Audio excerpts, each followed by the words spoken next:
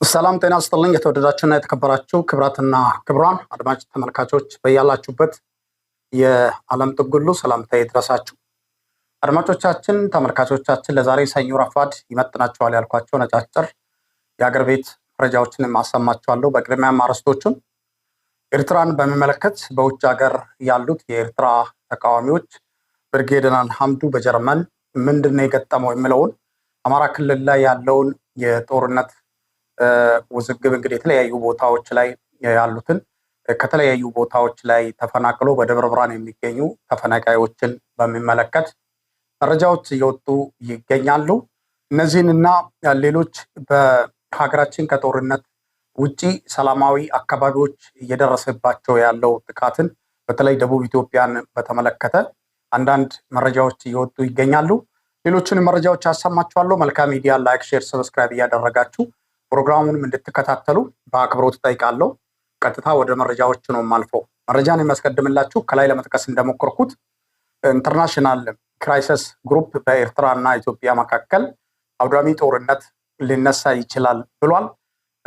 የጦርነቱ ቦታም አሰብ እንደሆነ ገልጿል። በቀጠናው ኢትዮጵያ ራሷን የምታስተዳድርበት ወደብ የማግኘት ተጽዕኖ ፈጣሪ ሀገራትን መሰራት አለበት ነው የሚለው። እንደነ ኬንያን አንስቷል። ሳውዲ አረቢያን፣ ቻይና የመሳሰሉ ሀገራት ጠቅሷል። እንግዲህ እነዚህ ሀገራቶች ተጽዕኖ ፈጣሪዎች ናቸው።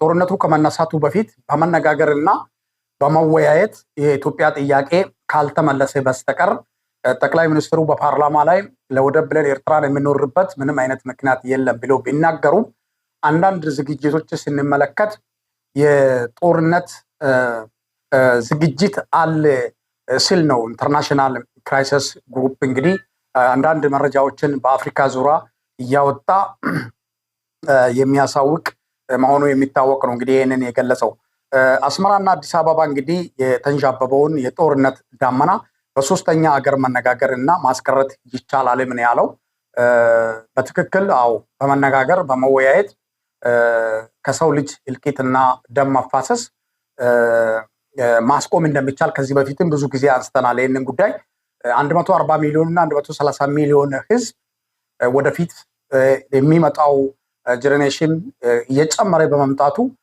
እቺ ሀገር ወደብ አያስፈልጋትም ብለን መወሰን አንችልም። መንግስትም እንቃወምና ወይም ደግሞ መንግስት እያደረገ ያለውን የፖለቲካ አካሄድ ባይገባንምና ባንስማማበትም እንደ ሀገር እንደ ኢትዮጵያ ወደብ ያስፈልጋታል። ኢትዮጵያ ወደብ ሲያስፈልጋት ደግሞ ጎረቤት ሀገሮችን ወቅትን አድምተን አቁስለን ወረን ሳይሆን በኢንተርናሽናል ህግና ደንብ መሰረት በአንድ ሀገር የወደብ በር የመተንፈሻ የወደብ በር ህግና አንቀጽ ራሱ የተቀመጠ ያለ በዛ መሰረት መሄድ አለብን ነው። በዛ መሰረት መሄድ አለብን እንጂ ለወደብ ብለን ወንድሞቻችንን የምንገልበት ሀገርንም የምንኖርበት የራሳችንን ወንድሞቻችንን በጦርነት አሳልፈን የምናስገድልበት ምክንያት ሊኖር አይችልም። በዚህ በሰለጠነ ጊዜ በመነጋገርና በመወያየት መደረግ የሚገቡ ሰጥቶ በመቀበል ስራዎች ላይ የተመሰረቱ መሰራት አለበት። ኤርትራ ከኢትዮጵያ ምንድነው የምትፈልገው፣ ኢትዮጵያ ከኤርትራ ምንድነው የምትፈልገው የሚለውን በመነጋገርና በመስማማት ኤርትራ የሚያስፈልጋትን ከኢትዮጵያ በመስጠት ኢትዮጵያ ደግሞ ከኤርትራ የሚያስፈልጋትን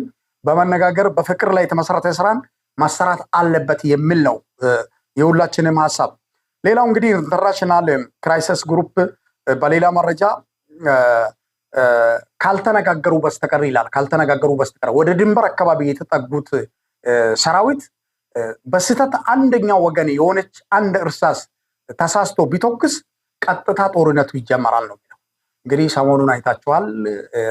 የኤርትራ ዝግጅትም ቀደም ሲል ወደ ቤተሰቦቻቸው የሄዱት ጥሪ የኢትዮጵያ መንግስት መካናይዝዶችን በያገኙት መድረክ ሁሉ እየተዘጋጀን ያለነው ለሀገር ውስጥ ጦርነት አይደለም የሚል ብዙ ዲስኩሮች ከበሮች እየተመቱ ይገኛሉ። ስለዚህ ኤርትራም የራሷን ዝግጅት እያደረገች ይገኛል። ድንበር አካባቢ ላይ እንግዲህ በስተት የሆነ ነገር ቢፈጠር ወደ ቶክስ ይገባል የሚል ነው እንግዲህ ኢንተርናሽናል ክራይሲስ ግሩፕ የገለጸው። በሌላ መረጃ አቶ ጌታቸው ረዳ ህወሓትን የወነጀለበት ሁኔታ ነው ያለው። ማዕተብ በመቀማት የተሰማራው ቡድን የተቆጣጠራቸውን ከተሞችን መሬት እየወረሩ ለደጋፊዎቻቸው እየሰጡ ነው ብሏል። ዶክተር ደብረጽዮን ለስልጣን አዲስ አበባ ሲመላለስ ነበር። አሁን ደግሞ ኤከሌን ሹሙልኝ ኤከሌን እየተማጸነ ይገኛል ብሏል። እንግዲህ ጌታቸው ረዳ እንግዲህ አብሮ የነበሩትን እነ ዶክተር ደብረጽዮንን እየወነጀለ ይገኛል። አቶ ጌታቸው መሬታችሁን ለሽፍቶች ከሽፍቶች ጠብቁ ስል ለወጣቶችም ጥሪ አስተላልፏል። ለባለ ሀብቶችም ገንዘባችሁን ላልባሌ ጉዳይ እንዳታወጡ ብሏል። ከዚህ በተረፈ እንግዲህ በወልቃይት ጉዳይ ጌታቸው ምዕራብ ትግራይ በሚል አንድ ወቀሳ አንስቷል። ይህ ቡድን ይላል ምዕራብ ትግራይን አይታየውም፣ የሰሊጥ መሬት ብቻ ነው የሚያስቡት እንጂ ለተፈናቃዮች አስቦ አያውቅም ብሏል ጌታቸው ረዳ። እንግዲህ እዚህ ላይ እንግዲህ አድማጮቻችን ተመልካቾቻችን ዘሴም አስበር ልፍላይ ኢን ዘ ቱጌዘር ይላል ፈረንጅ። አንድ አይነት ላባ ያላቸው ወፎች በአንድ ላይ ይበራሉ እንደማለት ነው። ጌታቸው ረዳ በሆነ ፖለቲካ፣ በሆነ ጥቅም፣ በሆነ ስልጣን ከነ ደብረጽዮን ጋር የሆነ ፖዚቲቭ እና ኔጌቲቭ ውስጥ ቢገቡ እንኳን የቃላት አጠቃቀም ካልሆነ በስተቀር የሰሊጥ መሬቶችን ይላል እነሱ እነ ደብረጽዮን ይፈልጋሉ የሚለው ጌታቸው ደግሞ ለተፈናቃዮች አላሰቡም ነው የሚለው። ሁለቱም ዞሮ ዞሮ መገናኛው ኮሪቻ ነው። በግራም ወጣ በቀኝ መገናኛው ኮሪቻ ነው እንደተባለ ሁሉ የወልቃይት ስሜት አለ ጌታቸው ረዳ ጋር ማለት ነው። ያለመግባባት፣ የአማርኛ አጠቃቀም፣ የቃላት አጣጣል ካልሆነ በስተቀር እነዚህ ቡድኖች ብሎ እነ ደብረጽዮን ቡድንን ተፈናቃዮችን ለመመለስ የሚያደርጉት እንቅስቃሴ የለም። መሬት ላይ ነው ትኩረት ያደረጉ ነው የሚለው የሰሊጥ መሬት። በእርግጥ የነ ጌታቸው ረዳ ቡድን የነ ደብረጽዮን ቡድን በአንድነት ኢትዮጵያን ሲኦልም ቢሆን ገብተን እናጠፋታለን ስሉ የነበሩበት ሰዓት ትግራይን አገር ለማድረግ የምግብ ዋስትናቸውን ለመቻል አሁን ጌታቸው የሰሊጥ መሬትን ነው የሚፈልጉ ብሎ የሚወቅሳቸውን መሬት ለመውሰድ ነበር። ምንም ጥርጥር የለው። የሰሊጥ መሬትን ከወሰዱ የምግብ ዋስትናቸውን ራሳቸውን አረጋግጧል። ወደ ውጭ ኤክስፖርት የሚያደርጉትን አግኝቷል። ትግራይን ሀገር የማድረግ እንቅስቃሴ ይጀምራሉ ማለት ነው። ዞሮ ዞሮ ምንድን ነው ጌታቸው ደብረጽዮን የአንድ ሳንቲም ሁለት ገጽታ ወረቀት ናቸው። በዚህም ስትገለብጠው ደብረጽዮን ነው፣ በዚህም ስትገለብጠው ጌታቸው ነው። በዚህም ትጽፍበታለህ፣ በዚህም ትጽፍበታለህ። አዙረም ታነባለህ፣ አዙረም ታስነብባለህ። ምንም ልዩነት የላቸውም። አመለካከታቸው፣ ፖለቲካቸው፣ እንቅስቃሴያቸው፣ አላማቸው፣ ውሎ አዳራቸው አንድ ነው ለማለት ያክል ነው። አድማጮቻችን፣ ተመልካቾቻችን፣ በሌላ መረጃ መከላከያ ወደ መቀሌ ሊገባ እንደሆነ መረጃ እየወጣ ይገኛል። የጊዜያዊ አስተዳደር በአንድ ወር ጊዜ ውስጥ ይቋቋማል ተብሏል። እንግዲህ በጊዜያዊ አስተዳደር ውስጥም ህወሓት 50ውን ድርሻ ይኖረዋል። የአንበሳውን ድርሻ ወስዷል ማለት ነው። ህወሓት ብልጽግና 25% ሊኖረው ይችላል። ሌሎች ፓርቲዎች 25%ን ድርሻ ያገኛሉ ነው እየተባለ የሚገኘው። 5 ነው 4 ፓርቲዎች እንግዲህ በትግራይ ውስጥ የሚንቀሳቀሱ ተቃዋሚ ፓርቲዎች አሉ። በጊዜያዊ አስተዳደር ሂደት ውስጥ እንግዲህ ብልጽግና 25 ወንበር እንደሚኖረው እና ህወሓት ከፍተኛ ብልጫውን 50% ይኖረዋል። ሌሎች 25% ደግሞ ተቃዋሚ ፓርቲዎች ይካፈላሉ ማለት ነው። 3 የሚሆኑ 4ም በዚህ አይነት መልኩ ይዘጋጃል ነው የተባለው።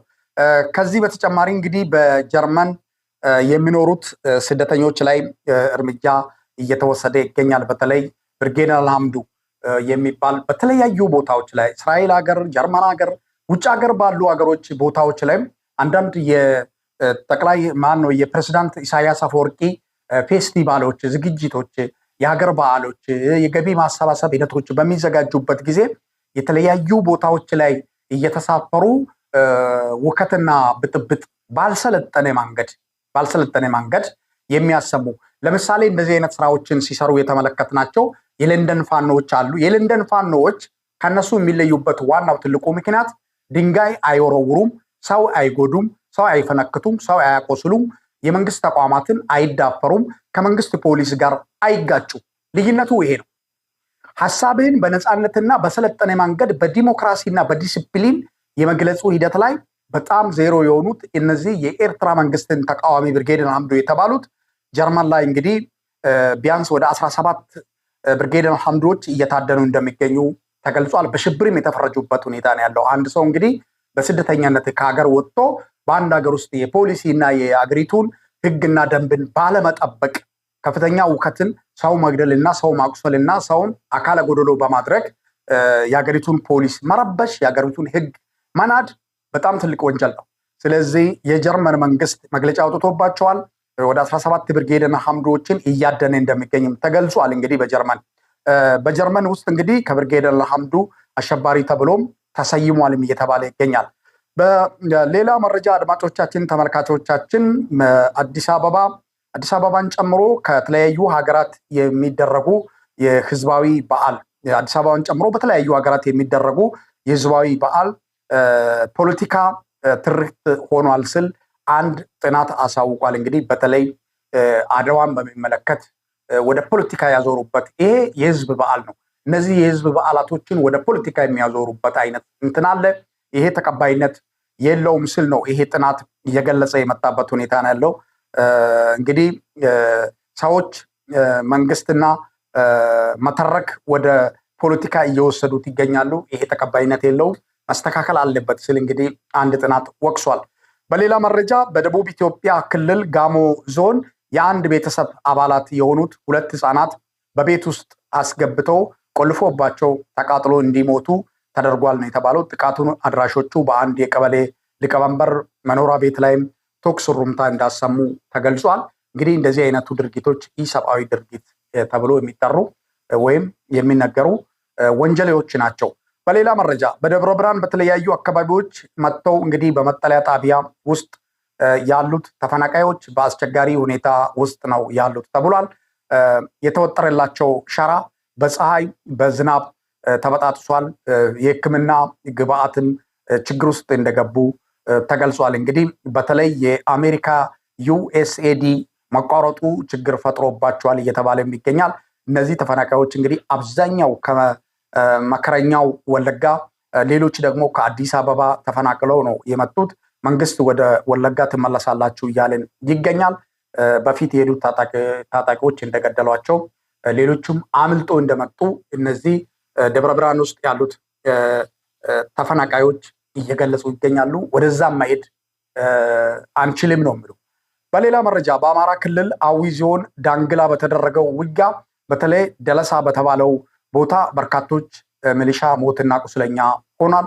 በጃዊ ማንድራ በካምፕ ላይ በተፈጸመው የደፈጣ ጥቃት በርካቶችም ተገድለዋል። አዊ ከተማ 12 ንጹሃን በመንግስት ታጣቂዎች ጥቃት ደርሶባቸዋል። 15 ሰው ታፍኖ ተወስዷል።